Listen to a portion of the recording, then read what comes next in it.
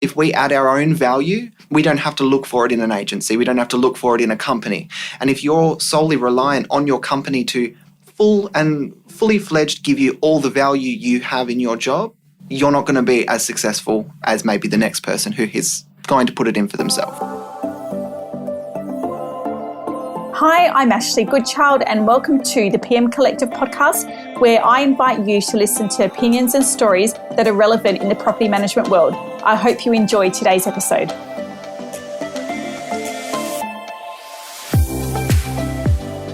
Alrighty, today we have a podcast with two new guests. We have Esther Nilson from Coronis and Joe Shannon from Peard Real Estate. Welcome to both of you. Hi. Thank you. So we are going to be having a chat about thoughts on property management as a career. And it's one of those things that always comes up, I think, in podcasts, but I just wanted to touch on it from a different angle. But we don't grow up to be a property manager. So we don't, sit in high school wanting to be one. I think kids probably these days don't actually know what they want to be, but they go to uni and you've got uni degrees for doctor, lawyer. Even if you want to be a beautician or a hairdresser, you wake up wanting to do it, but not as a property manager. And I actually don't think people even wake up wanting to do real estate. I think it's a general, isn't it? Yeah. So let's just start off by each of you telling me how you got started in real estate, because I actually don't know. So Joe, you start with how you got started.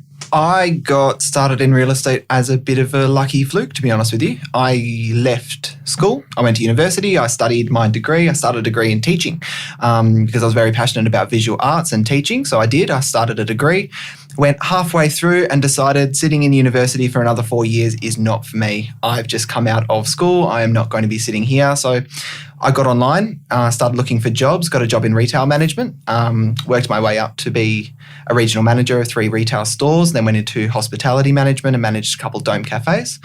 From there, I started Googling and I came across a non-brand specific training partner one day that decided to have a property management special. So I went along to the training course, did it, and the rest is history. Yeah. Started property management from the age of 19. So I reckon there is a link with hospitality and real estate. There's a huge link with hospitality and real estate. Hospitality is people-based. Real estate is people-based. Yeah. Hospitality doesn't get the benefactors and the big fancy cars, but it is the exact same work ethic you need. You need to put in the time. You need to put in the time to people. Yeah. And you need to have that mask on, in a way, a customer service mask at all times. That's what really excelled me in property management, I think, because that hospitality background helped me talk to people, communicate with people and work with people. And that's what property management's about. Yeah. So I've got this fantasy that one day when I have had enough of real estate, that my ideal job would be a waitress. And I did waitressing as a kid. And I honestly, I'm not joking. I was at the pub a couple of weeks ago and I was sitting there having dinner and I was actually jealous of the lady who was polishing cutlery. I would, if it was respectable for me to, it's not, but I would actually go get a Saturday night job at the Cream and my local and go be a bartender. Seriously would. I just love the idea. Mm. Yeah. But I've got kids to pay for school, and when they're finished, then I'll go do it, I think. So anyway, side note. So you can't be a skimpy. No. However, I could probably earn property management wages being a skimpy at start. So that's always an option. Thanks for bringing that up. Esther, how did you get into real estate? It was a case of me just after I had my second child, just wanting to get back into full-time work, and I just wanted a local job, 9 to 5, and it ended up being a receptionist at a local real estate agency. And then once I started there, real estate got under my skin and sort of went through, did the course, did different roles within the office, was a personal assistant to a sales rep. Then I eventually went into sales for around 6 months, went back into a administrative role as a personal assistant to a really busy sales rep. And then I went sideways into property management, and again, the rest is history for me. So, it's been 10 years from an assistant to where I am now in my own business. Wow. So, yeah. It's pretty exciting. And I think it's a career that once you get into it, you don't leave. Not many people leave unless they got into it for the wrong reasons. Yeah. Like if they got in it for a certain reason, then they won't last. But yeah, if you got in it because you genuinely have that personality and love it, I don't think you go. And then that brings us into the fact that there are so many options. It's not just being a property manager. So you can be, well, your roles, like in real estate, so you've been sales rep, property manager, BDM. Yeah, well, I'm sort of doing BDM work now because of obviously my own business. Yeah. But I'm also a trainer at REWA, so I train the property managers registration course. So some of this information we've been chatting about sort of ties in with that, because I always have a chat to the students at the start of the day and ask them where they've come from, and a huge percentage have come from hospitality and retail, and I always say to them that is, transferable skills to this career. And there's also a wide variety of ages and genders. So I always say to them, look, everybody has something to bring to this role. So it's not specific to a young person. Elderly people, not elderly, but, mature age, I should say, have life skills and those sort of skills to cope with difficult situations. And young people have enthusiasm and technology. They can they're the ones we go to. And then you've got part-time, full-time, casuals. And I explained to them all the different roles that are available. It's not just a property manager sitting there doing inspections or whatever. You've got the leasing consultant. You've got the business development manager. So for someone who's perhaps a bit more sales focused or has come from a sales background, you could do that. You've got head of property management systems development positions. Correct.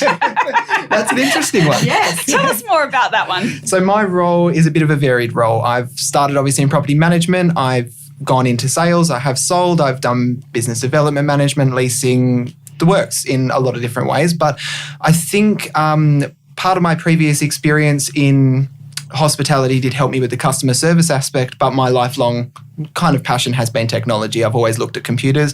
My mum will tell you at the ripe age of 5, I was making paper laptops when I was a kid, pretending to be on a laptop. So it kind of always evolved, and I was always using computers as my main tool, and it always has been my main tool. So I've used that myself to grow and develop, and over time I kind of slotted into a role within Peard that helped the company on one of their objectives and helped me go forward as well. So my main role at the company was to roll out a new trust accounting software, property management software, now packaged with various other softwares that we roll out across the group over all of the offices and help manage that process. And I know there's going to be a lot of jealous property managers out there because they've got their, someone who can say, Joe, my email's not working. Joe, this is glitching. Yeah, that's my call. 1300 Joe. Or just a little bell on their desk or something. Just a bell will do, yeah. But no, I love it. I really do. One of my biggest passions in life is helping people. It doesn't matter who they are, what they are. I just want to help people. That's all I've wanted to do. Property management, again, is one of those things. You help people as a job. That's what we do. We are the caretaker. We're the counsellor. We're the marriage counsellor in a lot of different ways.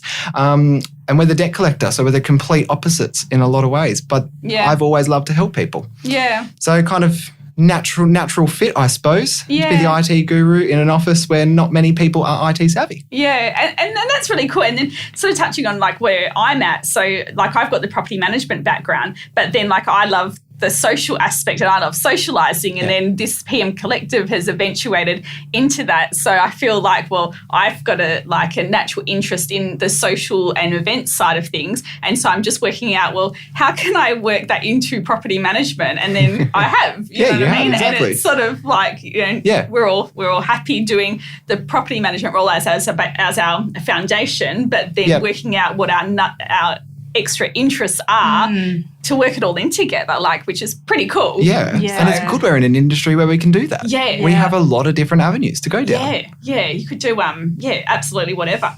So we have a big misunderstanding in the public eye. So there was something on Facebook ages ago, and it was on a public forum, and someone had made a reference to property managers, obviously being a pain, but they're being difficult, but just being rent collectors. Yep. And not actually realising all the other things that come on board with being a property manager. So the question is, what responsibility can we take as property managers to improve the public's understanding of our position and not see it as those people just did a 7-day course, for example?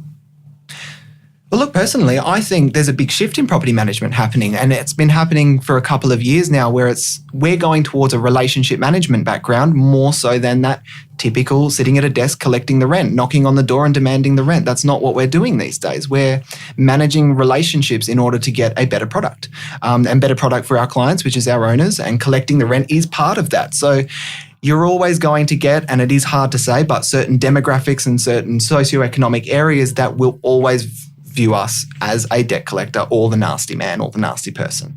And that is a fact of life, that those sorts of areas have the types of people who do view us as that. Maybe that is from family, maybe that is from, a long line of seeing property managers or real estate people as the dodgy people. Mm-hmm. But, there's a big shift. We are going to more relationship management. And with that, I think we can really show people that our job isn't debt collectors. We're there to help people have an investment property, help tenants in their property, and help everyone achieve their goals. Really, that's our main prerogative. I think, though, if I'm going to be really honest, there are a lot of pain in the ass property managers around as well. Still got your bulldogs with lipstick. I'm glad you mentioned that, because that's what I always say, and no one's ever heard of that terminology. Oh no, yes, there's definitely bulldogs with lipstick. Have you heard out of that terminology? Bulldogs with lipstick? No, I haven't. No. You go to a conference, okay, and you can go to a conference where it's sales and property management, and you can tell the property managers a mile away. Yep. They are bulldogs with lipstick. Right. Okay. I get what you're saying now. And Joe's the only other person I've ever heard. I don't know where it came from, but we must hang out with the same people. Yeah.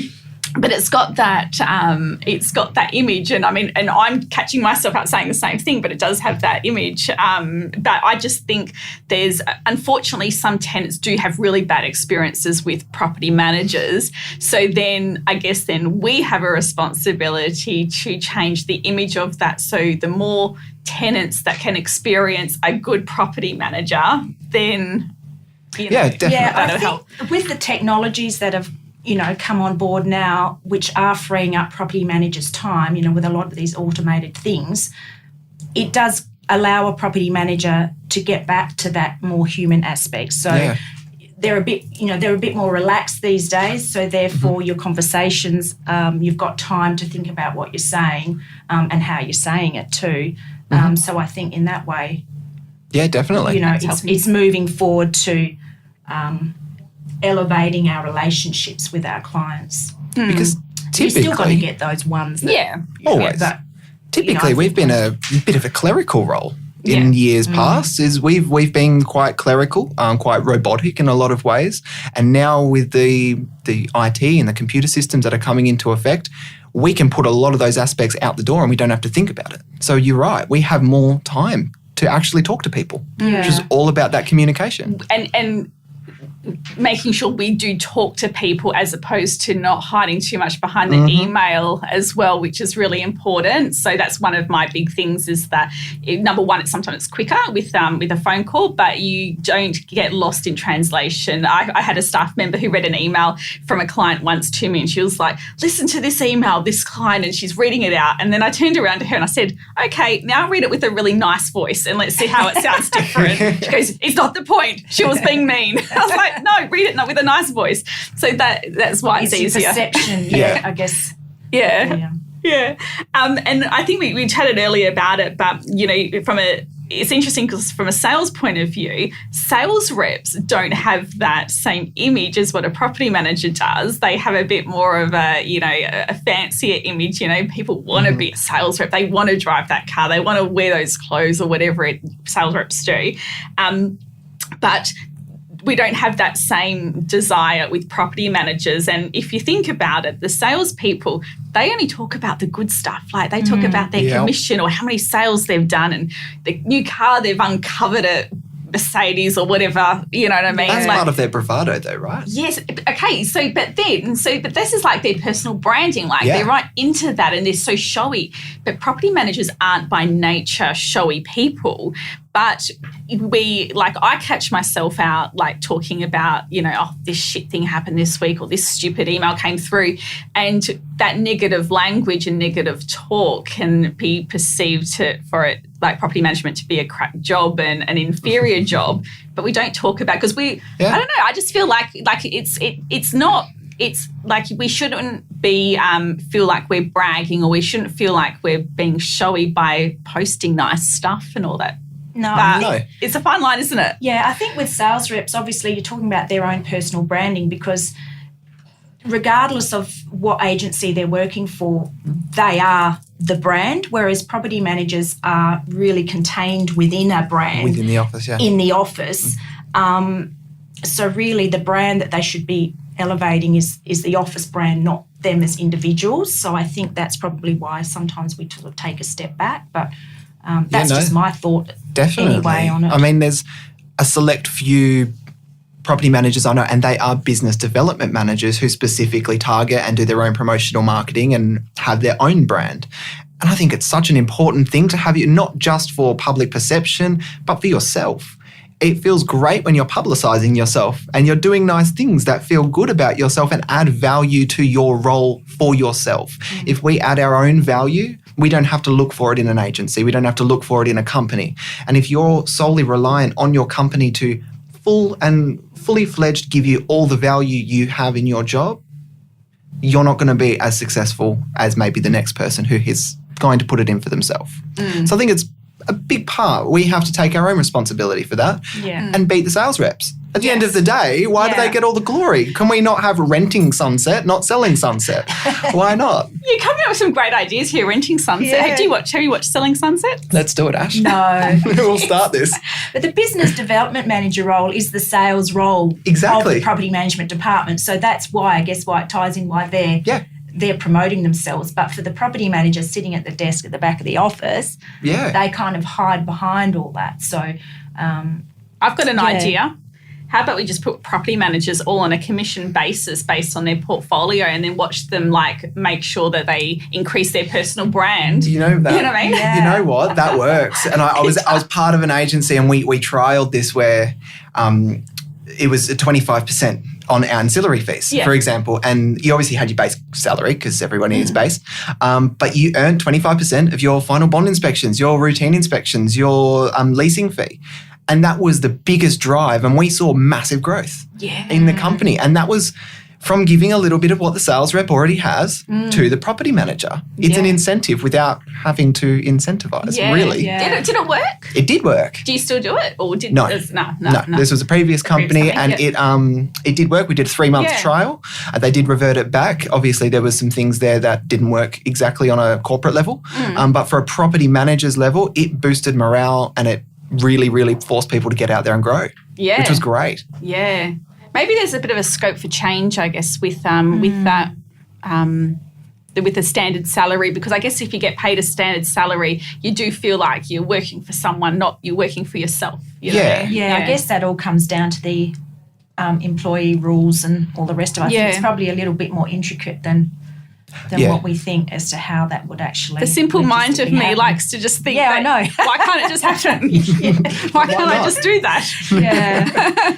Think and it shall be done. Okay, correct. But it's all those things that you that can evolve, and having these podcasts, it creates those conversations and it creates people thinking, oh, what if, we could do that? What if that did make a difference? I think it's slowly changing, but there is all of those little, bits and pieces that need to change. And it all does come back down to that property manager with their personal brand, their personal language they use. And, I mean, I don't want to be superficial, but I do want to say even how you dress and present yourself in public to people that know you're a property manager is important. Like, I live and work in the same area. Yeah. I'm not going to go to the shops on the weekend with no shoes and scabby-looking clothes because I will walk into a tenant. Yeah. And it happens at the worst of times and the best of times, and I don't want that to be a bad impression on me. Yeah, yeah. So, 100%. Yeah, and I go to the shop, my car's got a little bit of branding on it. So I was just talking to Ash last night, it's really made me think about how I'm driving, and I'm driving a lot more carefully these days. But also, going to the shops. I don't want to get out of the car and I'm in my absolute dag rags. And then it's got property manager specialist. And it's like, oh, okay. Yeah, correct. Yeah, so... Yeah, having your own sort of branding. Hence why my cars are unbranded at the moment. I don't blame you. You can go through a Macca's drive-through with that. That's fine. Hey, it's not the Macca's drive-through though. I'm loud and proud when I go through a Macca's drive-through. It's or a KFC drive-through. No, my children. I've been known to. This I was saying to Esther last night. I've been known if there's a kid that's kicking my seat too many times on the back to get out of the car and and pull you out and scream at you on the side of the road. And that's not a good look for maybe not. So no branding for me. Okay, so let's finish off just quickly let's just point out a few good things about being in a property management role. I'm putting you on the spot with that question, so have a quick think. Yeah, I've sort of just had a few little thoughts on that, and as I was chatting to you last night, I went in September 2019 to a Women in Property event run by the WA Property Council, and it's basically for school children to learn about different roles in property and where their careers can go. But the majority of them were like, you can be an architect, you can be a draftsperson, you can be property lawyer or this and that. And one of the ladies who was sitting up there, she said, when I, was younger, I did do a bit of a property management stint and it was a crap job and blah, blah, blah. And I sat there and I thought, I was really annoyed by that because I thought this is actually a legitimate career. We do have to be registered. We do have to do CPD points every year. And the amount of legislation that we need to know and abide by is just incredible. So, it is serious. It is a serious job. Yeah. And even RERA are looking at doing an accreditation program where you're doing more points to actually give you more standing in the community with regards to, property management itself as a career. And I just think that there's so many aspects to it. And we talked before about different roles in it. It's not just necessarily going and doing a routine inspection. So, I think it's important for us to behave appropriately so that we are giving that impression to the community so that people can realise actually this is a job worth pursuing and look where you can go. You can start here and you can have your own business. You don't just have to be, employee for the rest of your life or whatever you choose to do. I mean, I've gone into the training side of things and I'm training new property managers. So you like the education side of things? I love that side of things. That's my little side passion which I've integrated into real estate. But you could be an introvert and do trust accounting and all the admin paperwork because you might like compliance or finance. Side of things. Yeah, there's so many different aspects to it. So, what's your favourite aspect? Answering that little bell each day? Yeah, must be. No, I think it's more on a personal note, to be honest. Yeah. Real estate as a whole, property management as my main industry, but real estate as a whole gives me a lot of opportunity to explore who I am as a person, what I like, what my strengths and weaknesses are, and what I really, really want to solidify as my own goal at the end of the day. I am a person who never, ever considers myself an employee, regardless if I'm employed or not. I always think of myself as I work for myself. I work for my own brand and for my own goals. I always have done. My goals at the end of the day might be completely different and outside of property management, but everything I do is to get that experience and exposure. I love the fact that, as you said, we can go into so many facets of the business and see different aspects of what real estate is like. But not just real estate. You can get brilliant customer service experience and take that back to hospitality if you wanted to do the transition back. There's so many options and so much flexibility, and that's what I really love about it. So next goal will be Renting Sunsets, brought to you by Joe, Esther and Ashleigh. Yep. Stay tuned.